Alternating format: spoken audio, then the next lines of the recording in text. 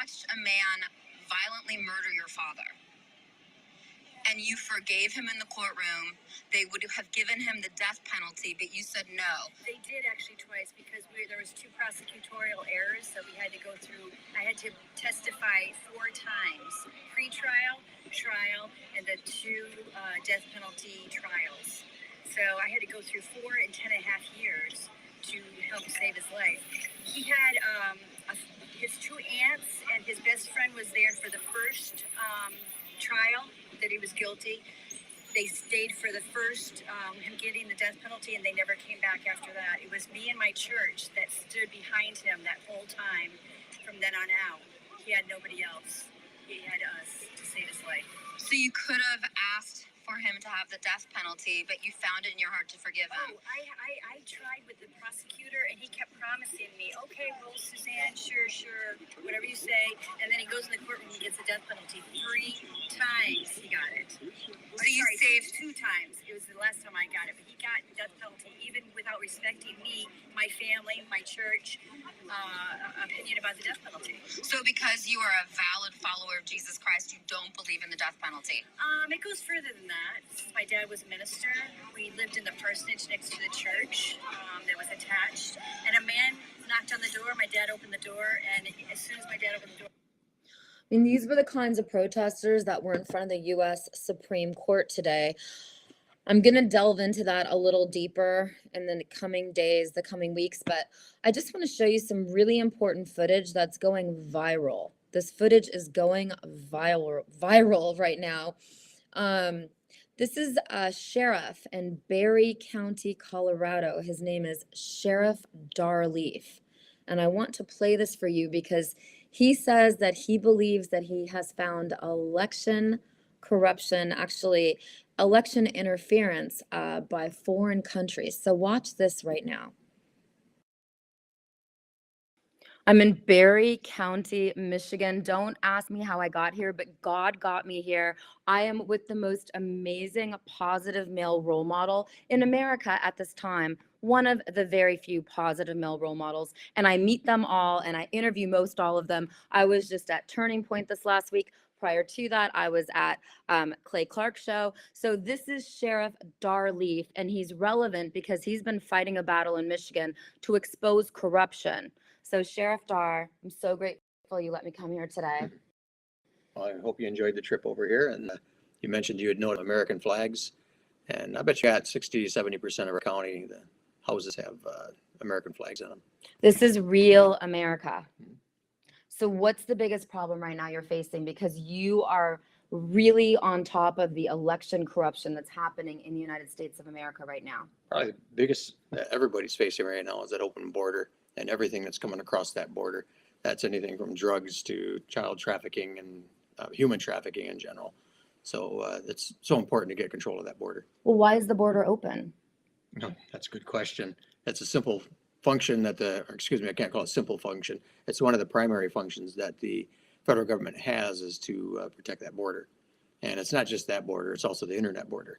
And it's a border people don't really think about very often, but how many billions of dollars a week are people losing from that border on the internet not being protected like it should? Why do you think the Biden regime, is it the Democrats, who's doing this to us? I don't know. The more and more I get involved in it, more and more I see that like a communist party come up, or the Marxist party's coming out. And it seems like they got a pretty good foothold, not with just the swamp there in DC, but the swamp in Michigan. But it also looks like they got a lot of control over the media and social media, regular news media, what our kids are being taught in school. If you go look at something as simple as libraries, I don't know if a lot of people knew this, but a lot of our schools actually contract out with a company to supply books to the libraries. Well, who controls that company that supplies those books? So that's one of the problems we had about 2 years ago, and I think we got that under control here in Berry County. But getting kids these sexually explicit material, and it's a crime. Anybody under the age of 18. Okay, so you've gotten really well known in the news now because you've sent a letter to Congressman Jim Jordan because you're number one for sheriffs in the United States of America at this time exposing election corruption. Was there foreign interference in the 2020 election? Well, there is a cybersecurity expert who looked at the Antrim County, Michigan case, and he found that Germany and Taiwan had hacked into a little bitty county of Antrim County. And that's you want to talk about a beautiful county. That's a lot of rural and a lot of lakes. And it looked like that somebody had like flipped a switch. So Joe Biden had the total number of votes that Donald Trump was supposed to get and vice versa. So yeah, there was some interference. The question is how much was there? When you start talking to these cybersecurity experts, the ones I've talked to, they say that it was almost like the system was designed to be hacked. The emails that we're finding, and this is what led us to the letters. It's not just a letter, there's several letters to Jim Jordan. And what we were finding is that the Dominion executives were working with foreign countries on our elections and foreign software. If you kind of picture like somebody building a house, and what do? You hire a building contractor. The building contractor will contract with people who are going to move the earth so they can put the basement in. They'll contract the people who are going to pour the basement, which is the concrete, and the framers. Then they'll contract the electricians and the plumbers and all that stuff. All those are contracts out to get this house built. That's kind of what Dominion did, but the difference is Dominion went in foreign countries, according to these emails, and let me rephrase that, according to what the experts are telling me, these emails are telling me.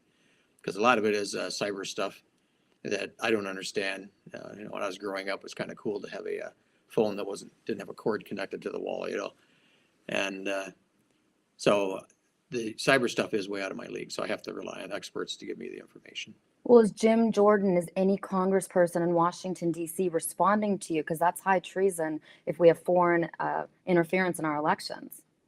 Well, that's why it's sent to them, so they can look into that and see what it is. Because it's out of my jurisdiction to investigate when it's coming across country lines.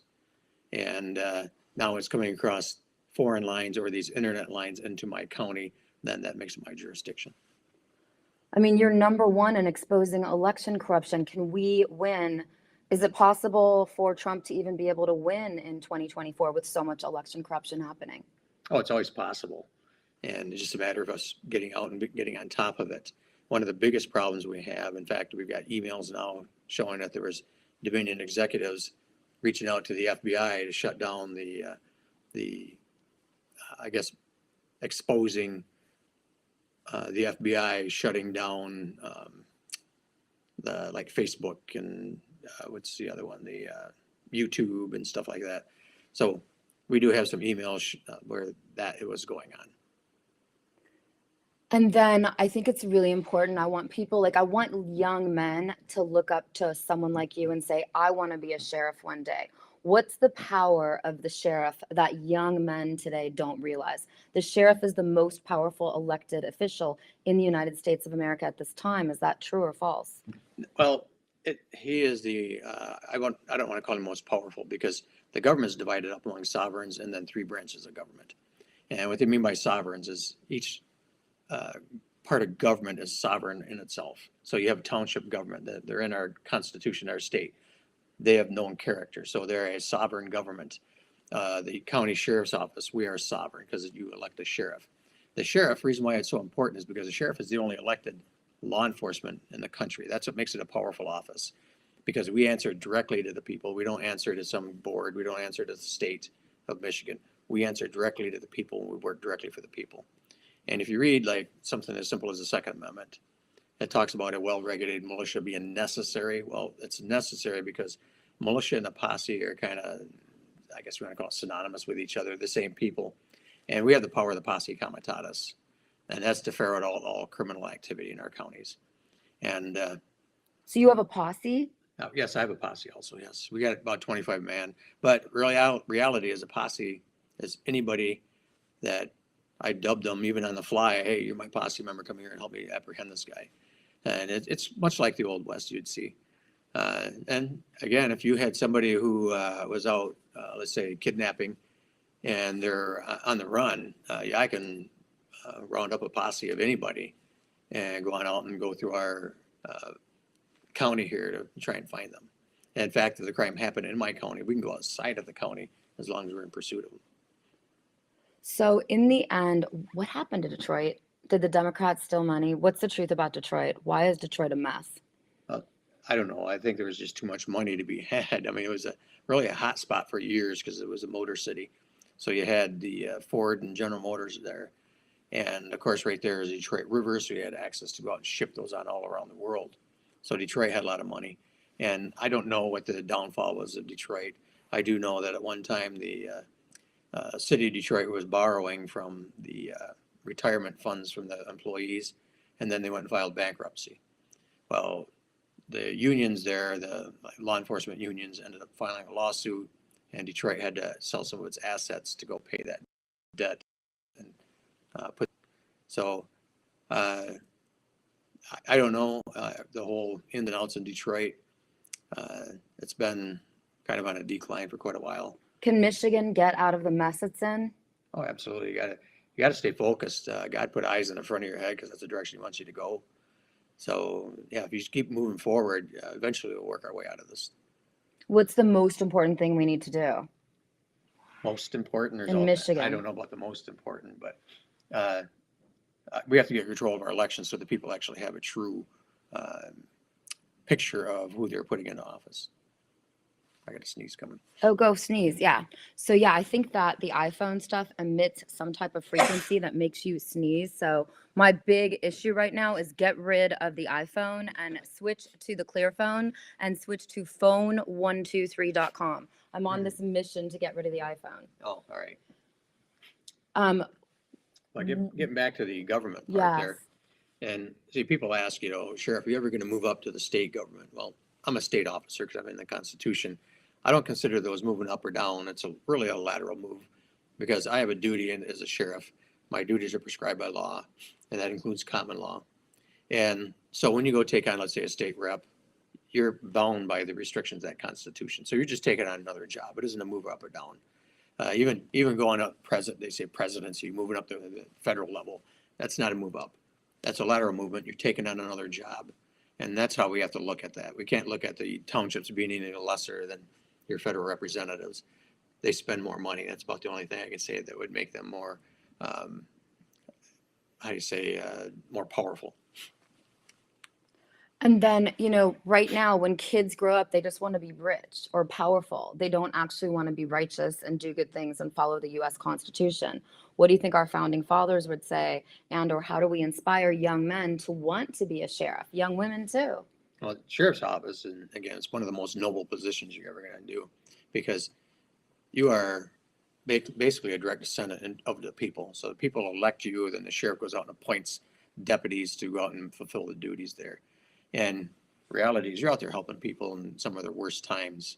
And one of the most rewarding things you can get is, let's say we arrested somebody from drug dealing, and then you see them 10 years later. Next thing you know, they got a family and they're got a good job and they're actually being a productive member of society. Though that right there, folks, you can't put a dollar sign on that. And I was a school liaison for a while, and I still have some of the kids that are now adults and have their own families that come up to me and say hi and thank me for not giving up on them. So you have to have that servant's heart, and you got to understand there's a lot of rewarding aspects to this job here. There's a lot of stuff that is horrible, but for the most part, the reward is way outweighs the bad. And then I just have so many questions for you, but I think that what's really important to focus on is the fact that, you've been a sheriff for so many years. Why do you get attacked so hard by the government? The state government, the federal government? Do you have lawyers that get attacked? Like, what's your relationship with Stephanie Lambert? Like, why is the government attacking you so hard? Well, I think a lot of it has to do with exposing the truth. And that's that right there is one of the biggest things about the sheriff here, because I answer directly to the people. And as long as I'm doing my job and following the rules on how I do my governmental job, there's not much they can do. But I do expose a lot of stuff that you don't get to see. And